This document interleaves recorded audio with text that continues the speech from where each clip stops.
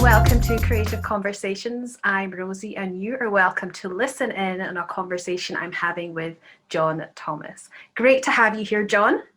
Yeah, thank you for having me. John, can you share a little bit about yourself, please?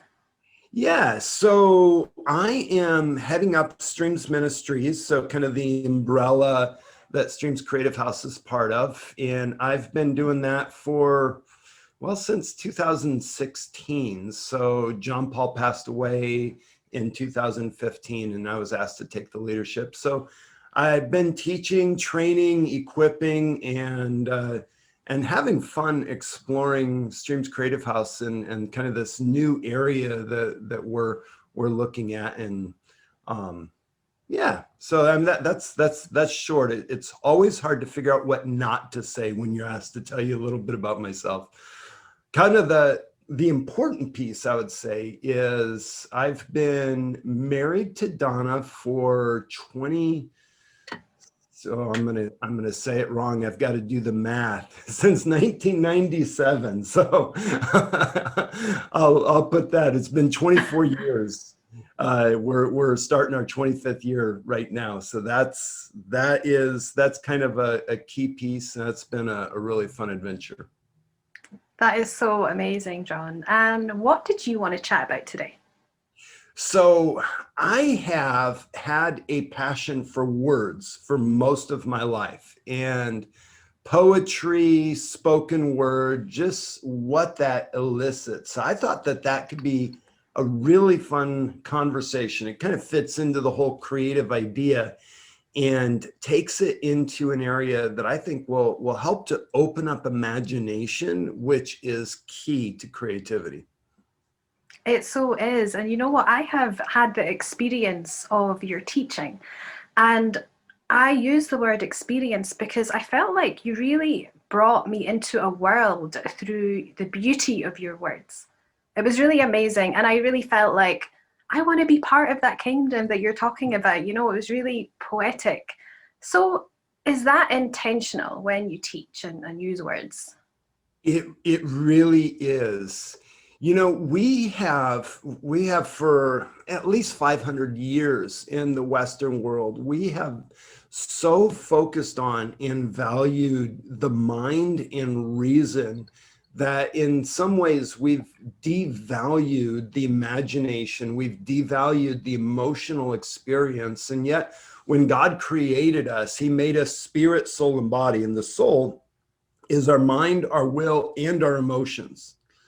And if we don't have all three of those engaged, there's a part of who we are that is not really engaged. And if we're going to know God, it says that you shall love the Lord your God with all your heart, with all your mind, with all your soul, with all of your strength. So the first is with all of the heart. If we're only loving him with the mind, we've missed out. But words, especially when they are not just descriptive, but they're emotive, that they carry more meaning than just the sound of the words, that there's something that opens up in the heart that allows us to experience God in more ways. And that, I think, is so important and so key. Because God is not merely to be known with the mind intellectually, but to be experienced. The Greek word and the Hebrew word both for know literally means to come to understand through experience. And if we haven't actually experienced something, then we don't really know this thing according to Scripture. Wow, that is so amazing. And I totally agree with you with the West. And I mean, analysis and understanding is good, but it isn't everything. And isn't transformation better? And through what you're saying, that's, you know, through our emotions and everything like that, that's how we can be transformed. You know, it was funny today. I actually ran out of salt today. So I had a saltless lunch. But it really made me think. I really savored the taste of, you know, what is this like without salt? And of course, you know, what scripture did it point me to? you are salt of the earth. Right. um, but it really made me imagine it in a different way. So rather than knowing, okay, I need to be whatever in life as a Christian, it helped me experience it with my senses. What is it to be salt on social media? What is it to be salt in words? Did you want to talk any more or share any more about scripture and its use of poetry and metaphor and things like that?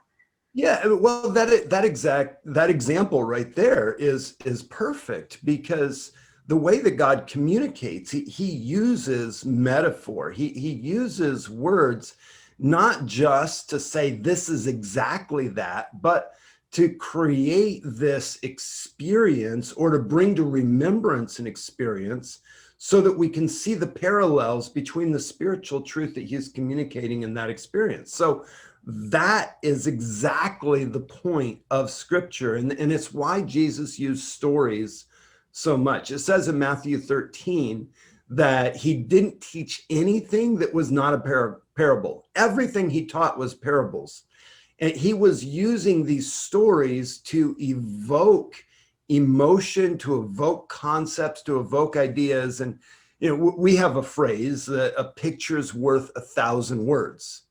You can create a mental picture with words, and it communicates so much more than just the content of the words, which is how the Bible has always done it.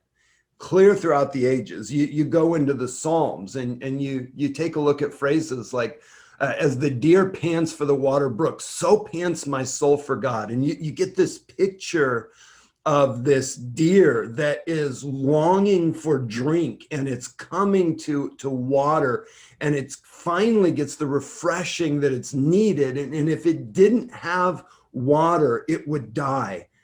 And all of a sudden we realize, wow, David is communicating something about his experience of God. He is so desperate for the presence of God. It's like going without water. I mean, everything begins to change. If you go without water for a period of time, and you start getting headaches, your body begins to ache, your mouth is parched, it's harder to talk, your voice actually changes, your breath changes, your experience of everything changes. And that's what David's trying to say. So this idea of using language to create not just a mental image, but an emotional image, it carries something important.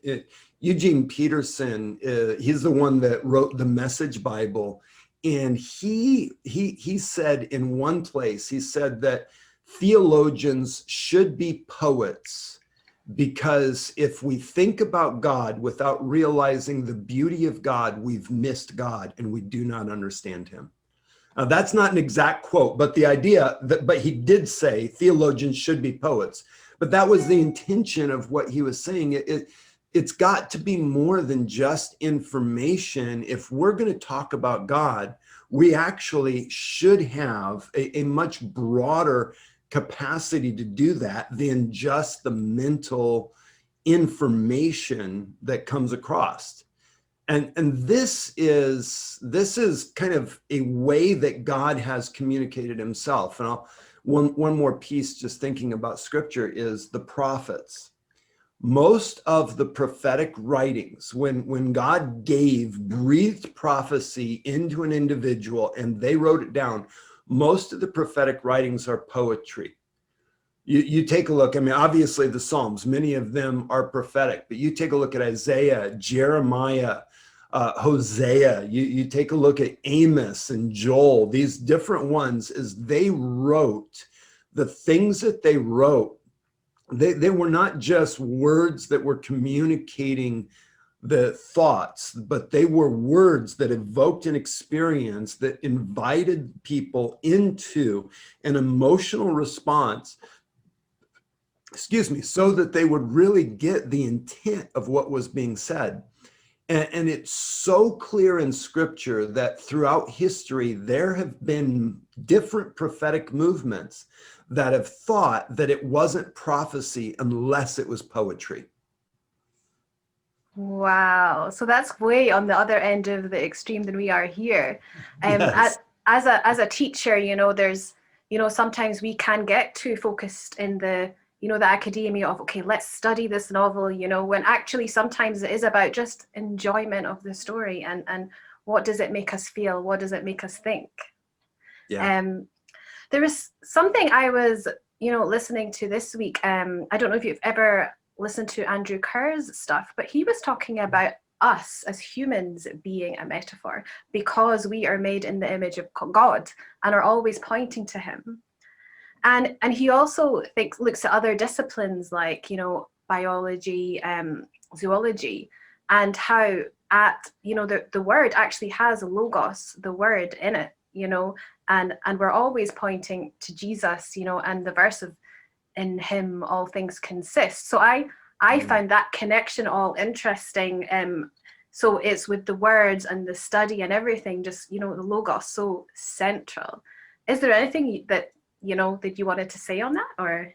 Well, I love that because Romans says that everything that can be known about God has been revealed through creation. The creation itself speaks, and that's not just in Romans. And I think Job mentions that. I'm sure David does. So that's a concept, and the church has up until the Reformation, at least, and even in the Reformation for the first 100 or 200 years, the church would talk about the two books of God, the scripture as well as creation. I actually spent just thinking about what you just said, that his concept of everything is speaking something about God. I went one time after I was thinking about this, realizing this, I went to a zoo and I spent time, I used it as my prayer time. And each animal, I just stopped and I started talking to God. What about you does this animal reveal? What aspect of you, what attribute of you, what can I learn about you from this animal? And I encountered God in new ways. I was seeing beauty. It wasn't that it was brand new information, but I experienced that information in a different way. And because of that, it took it deeper. I had a more profound appreciation. That's a good word. I had a more profound appreciation for aspects of God that I hadn't seen or I'd had some information of. Like I could have answered the right answer if somebody would ask me the question, but it hadn't dropped into my heart until those moments. There were things about him that I'd experienced, and I think that is one of my hearts behind all of creativity. Is we're revealing something of him. And thinking about that, it doesn't mean that it has to have the word Jesus in it, or it has to have little crosses on it. I always love that one of the reformers was talking about the idea of sacred work, that the work that we do is sacred. And he said, if you want to be a really good cobbler, somebody that makes shoes, if you want to be a really good cobbler, don't put little crosses on your shoes. Make the best shoes that you can make. And when it comes to creativity, we don't have to figure out how to get the word Jesus or to hide a sacred symbol in everything that we do, but how do we evoke something about who he is that will awaken someone's heart to appreciate him? And the thing about God is he is beautiful. He's not just brilliant, he's beautiful. He's the definition of beauty. He's the definition of truth. And so when I'm thinking about words, when I'm thinking about communication, I want to evoke the experience of the beauty of God, of the truth of God through those words. And the more that I really understand how God is in all things, now it doesn't mean that he is all things, but he's in all things. There's something about him being revealed. I have it like opens up a much broader dictionary that I can draw from to communicate truth about him. And then I can dial in that experience that I'm presenting to others so that they touch something in a way that they haven't before, and it awakens another part of their heart. Wow, John, that is such an inspiring and beautiful challenge. It's been great chatting with you, and I look forward to continuing the conversation in part 2. Thank you.